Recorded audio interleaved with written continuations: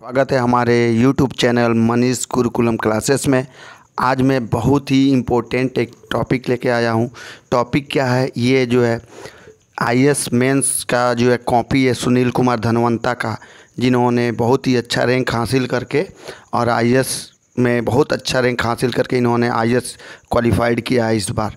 तो आइए देखते हैं, जब हम लोग जो तैयारी करते हैं या तो तैयारी करते वक्त कैसे कॉपी को लिखे, कैसे मेंस को राइटिंग किया जाए, कैसे मेंस लिखा जाए जिससे ज़्यादा से ज़्यादा नंबर आए।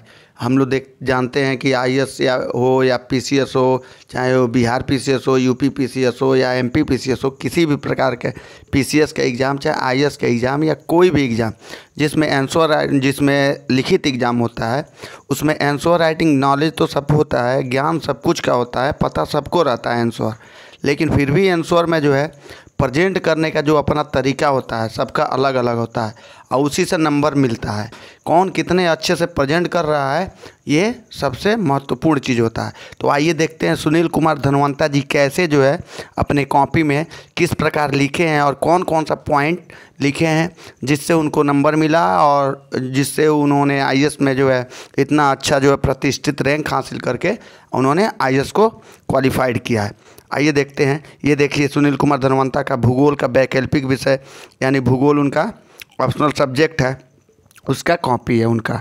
देखिए आगे बढ़ते हैं।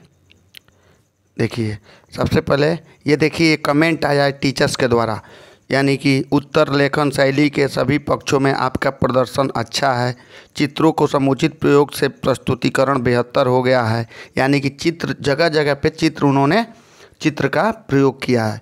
ठीक है, तो ये ध्यान रखना है कि जब हम लोग कोई भी उत्तर लिखने जाएं तो सबसे पहले जो उस कॉन्सेप्ट के साथ में उसको चित्रात्मक रूप से उसका प्रस्तुतिकरण आवश्यक है, जिससे कि जो टीचर है वो जो है वो एग्जामिनर जो आपका कॉपी जो जब चेक करेगा तो वो पढ़ने का किसी के पास टाइम नहीं रहता है। हाँ, ये बात सही है कि ये ऐसा एग्ज़ाम है, इतना बड़ा एग्ज़ाम है, तो टीचर्स कॉपी को पढ़ते हैं, लेकिन कितने अच्छे से चित्र के द्वारा आप प्रस्तुत कर रहे हैं उसी मैटर को, ये बहुत इंपॉर्टेंट रहता है, जिससे टीचर के दिमाग पे एक पॉजिटिव इफेक्ट पड़ता है और वो नंबर दे के चला जाते हैं।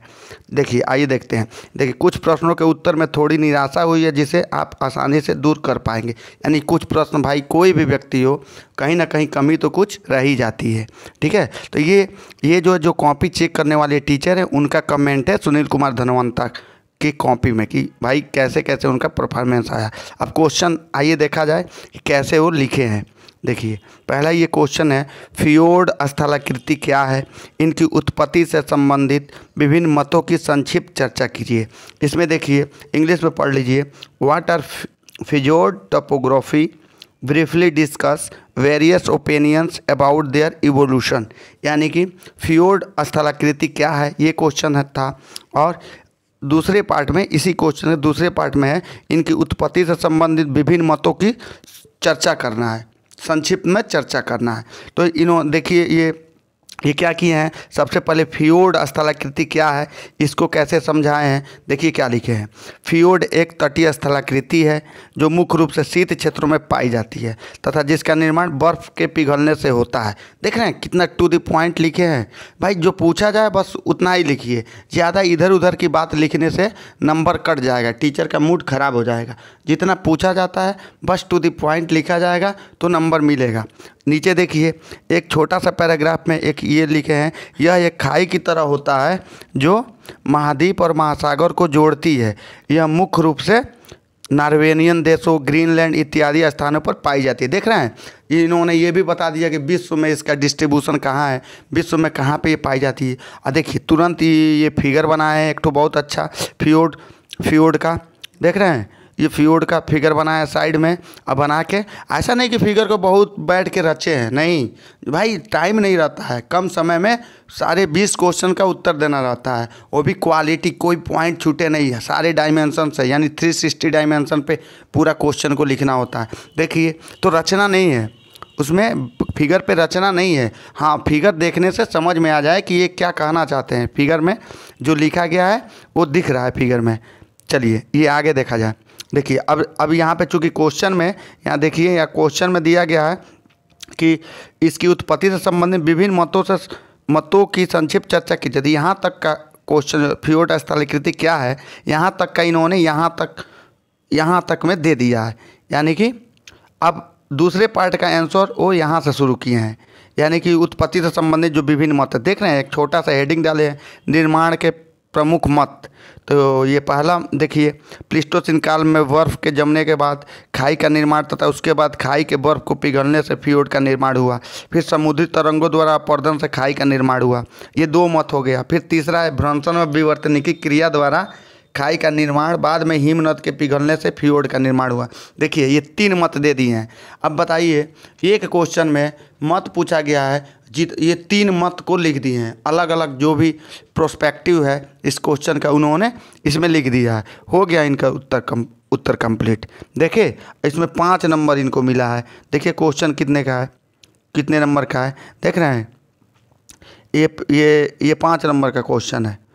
कहाँ गया क्वेश्चन, हाँ ये 5 नंबर का क्वेश्चन है। अब 5 में 5 नंबर इनको मिला है। देखिए 5 नंबर मिला है। देखिए दूसरा क्वेश्चन कैसे हैंडल कर रहे हैं। महासागरों में हेलोक्लाइन जोन से क्या तात्पर्य है? क्या महासागरों में गहराई के साथ साथ लवणता में परिवर्तन का कोई निश्चित नियम है? अब देखिए इसमें भी 2 क्वेश्चन है। ये पहला क्वेश्चन ये है, एक ही क्वेश्चन का पहला पार्ट ये है हेलोक्लाइन जोन क्या है, और दूसरा है कि ये गहराई के साथ लवणता में किस जो परिवर्तन होता है वो किस नियम के थ्रू होता है, उसके क्या क्या नियम है। इसमें देखिए तो ये पहले पार्ट का जो आंसर दिए हैं, महासागर की सतह के नीचे यह जोन जहां समुद्री लवणता में गिरावट देखने को मिलती है उसे हेलोक्लाइन जोन कहा जाता है। लेकिन यहाँ पे जो गिरावट लिखे हैं ये शब्द जो उपयुक्त नहीं है। यहाँ पे क्या होना चाहिए, तीव्र परिवर्तन देखने को मिलता है, तीव्र परिवर्तन देखने को मिलता। देखिए टीचर का कमेंट है कि लवणता में तीव्र परिवर्तन लिखना उचित होगा। ठीक है, तो ये शब्दों का चुनाव जो है बहुत महत्वपूर्ण है कॉपी लिखते समय।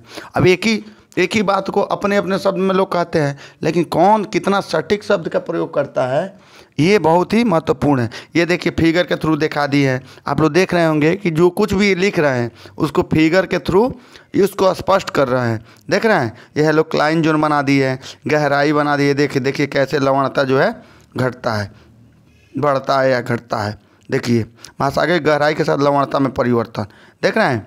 अब देखिए दूसरे पार्ट का आंसर दे रहा है, महासागर में गहराई के साथ साथ लवणता में परिवर्तन के लिए किस निश्चित सिद्धांत का प्रतिपादन नहीं किया जा सका है, परंतु कुछ सिद्धांत निम्नलिखित हैं।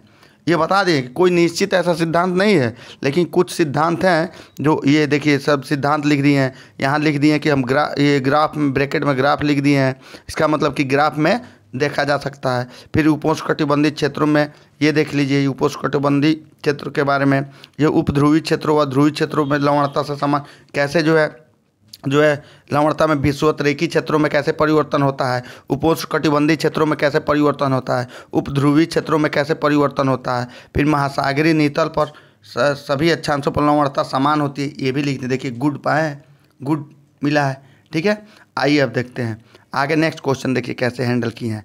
ये देखिए क्वेश्चन, एरी व प्राट की भू संतुलन संबंधी अवधारणाओं में विभेद कीजिए। आप लोग ये क्वेश्चन बहुत popular, discuss the difference between Airy and Pratt concept of geostasy. ये एरी और प्राट का, तो देखिए ये थोड़ा सा मैं ये जियोस्टेसी क्या है यानी भू संतुलन क्या है। देखिए पृथ्वी के ऊपर उठे भाग और नीचे धंसे भागों के बीच व्याप्त आंतरिक संतुलन को भू संतुलन कहते हैं। बहुत छोटा, बहुत संक्षिप्त में इन्होंने लिख दिया है, क्योंकि यहाँ भू संतुलन पूछा ही नहीं है। यहाँ तो ये पूछा है कि एरी और प्राट के विचार। अब भू संतुलन लिखना हम लोग जो है शुरू कर दिया जाएगा तो नंबर नहीं मिलेगा। जो पूछे उसी का आंसर लिखना है। ठीक है, तो ये लेकिन फिर भी थोड़ा सा इंट्रो तो देना पड़ेगा ना। तो ये भू संतुलन को समझा दिए। अब एक तरफ एरी की अवधारणा, दूसरी तरफ प्राट की अवधारणा। ठीक है, अब इस तरह से अब ये एरी की अवधारणा देखिए पॉइंट में लिखे, पहला एरी, दूसरा ये एरी, ये प्राट की अवधारणा में पॉइंट इस तरह से 2, ये कितना देखिए कितना लिख रहे हैं, 4, ये 5। ये देखिए लास्ट में फिगर के थ्रू भी इन्होंने क्लियर कर दिया है कि एरी और प्राट में क्या डिफरेंस है। देख रहे हैं, ये देखिए एक संक्षिप्त निष्कर्ष दिया। लेकिन यहाँ पे एक गलती की है, ये गलती ये किया है कि यहाँ पे एक निष्कर्ष भी देना चाहिए, लास्ट में एक निष्कर्ष भी देना चाहिए। इनका यहाँ पे क्वेश्चन आंसर जो है थोड़ा सा अधूरा रह गया है। यहाँ देखिए यहाँ पे टीचर का कमेंट आया है, एक संक्षिप्त निष्कर्ष दिया जा सकता है। आइए नेक्स्ट क्वेश्चन देखते हैं। आई होप आप लोग को समझ में आ रहा होगा, आप लोग पॉइंट को पकड़ रहे होंगे कि क्या जो है इसमें इम्पोर्टेंस है। कभी भी कोई उत्तर लिखने जाए मेंस में या बढ़िया कंपटीशन में जो है, जो आंसर राइटिंग करते समय क्या क्या ध्यान देना है हमें, ठीक है। ये क्वेश्चन देखिए, मृदा परिच्छेदिका को परिभाषित करें तथा बताएं कि क्यों ऊपरी मृदा अत्यधिक महत्वपूर्ण है। तो सबसे पहले इन्होंने मृदा परिच्छेदिका क्या है इसको बताया है। कैसे लिखे हैं देखिए, मृदा की सतह तथा आधार चट्टान के बीच मृदा के ऊर्ध्वाधर काट को सम्मिलित रूप से मृदा परिच्छेदिका कहा जाता है। ये फिगर फिर से देखिए, फिगर के थ्रू समझाए हैं। मृदा परिच्छेदिका का फिगर बनाया है, ओ स्तर, ओ जैविक स्तर, ओ स्तर यानी ऑर्गेनिक लेयर जो होता है, ए स्तर, बी स्तर, सी स्तर और ये आधार चट्टान। देखिए ये मृदा मुख्यतः दो प्रकार की होती है, ऊपरी मृदा और उप मृदा, सब सॉइल और टॉप सॉइल, देख रहे हैं। और यहाँ पे ये भी ध्यान देना है कि चाहे हिंदी मीडियम हो है तो, लेकिन फिर भी इंग्लिश जहाँ पे ज़रूरत हो इंग्लिश मीडियम का भी टर्म यूज करना है, इंग्लिश का भी टर्म यूज करना, ताकि टीचर आसानी से उसको समझे, उसको कंफर्टेबल लगे, तभी नंबर मिलेगा। फिर आगे देखते हैं, ऊपरी मृदा में मुख्य रूप से जैविक परत और खनिज स्तर को शामिल किया जाता है। महत्व तो देखिए, आप देखिए यहाँ इसी क्वेश्चन में दूसरा पार्ट में है, इसका महत्व पूछा है। यह ऊपरी मृदा अत्यधिक महत्वपूर्ण है। देखिए utmost importance of top soil is, ये इसको करना, explain why top soil is utmost importance, क्यों ऊपरी मृदा अत्यधिक महत्वपूर्ण है, इसको बताएं तो उसका महत्व बताना पड़ेगा कि क्यों महत्वपूर्ण है। तो यहाँ देखिए महत्व हेडिंग डाले हैं और देखिए बताए हैं कि यह पौधों को पोषक तत्व प्रदान करती है तथा पोषक तत्वों के पुनर्चक्रण में सहायक होती है। दूसरा पॉइंट देख रहे, पॉइंट में लिखे, कापी भरने वाला काम नहीं किए, बिल्कुल पॉइंट टू द पॉइंट जो पूछा गया उसको लिखे हैं। इसमें अनेक छोटे जीव जैसे बैक्टीरिया, कवक व अन्य जीव अपना आश्रय व भोजन प्राप्त करते हैं।